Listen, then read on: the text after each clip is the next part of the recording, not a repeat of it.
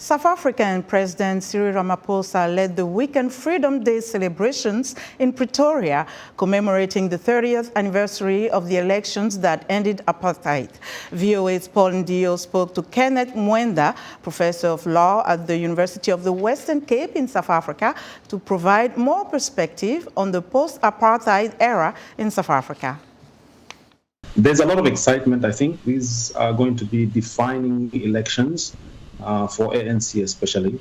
They've been in power now, I think, for the last 30 years, since 1994. Political landscape is changing from the old sort of apartheid, anti-apartheid ideological sort of persuasion to a much more social class related type of issue, because, you know, things have changed. You know, it's no longer an issue of fighting apartheid.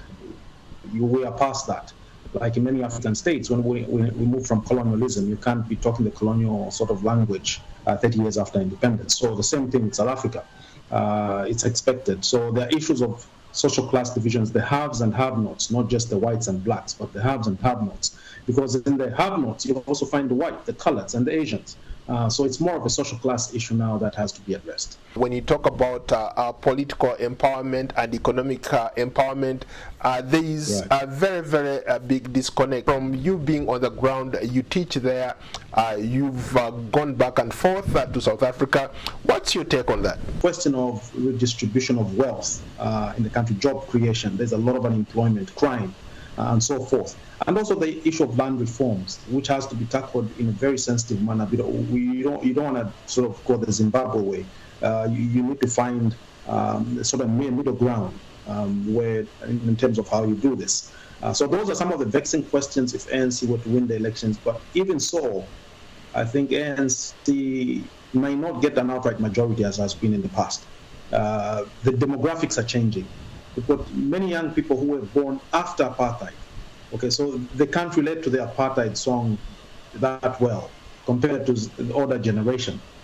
So these young people, they are looking at social class issues. They are looking at job opportunities. They are looking at day-to-day prices of commodities and so forth. I see a situation where most likely if ANC doesn't get an outright majority, there might be a bit of a coalition to sort of have a big say in the National Assembly. Does the new kid on the block, I'm talking about Musholozi, Jacob Zuma, coming back into the mix make any difference? Or is he more of a threat to ANC?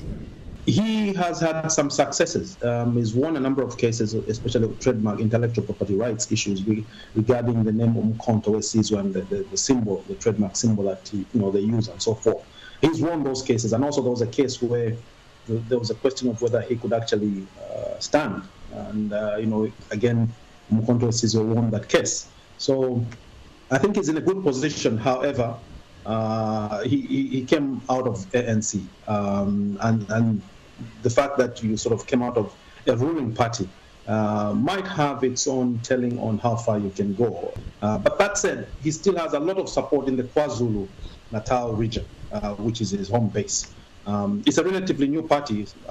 They still need experience to garner support. I think the biggest challenge to ANC is the DA, Democratic Alliance, and the EFF. That was Kenneth Mwenda, professor of law at the University of the Western Cape in South Africa, speaking to VOA's Paul Ndiho.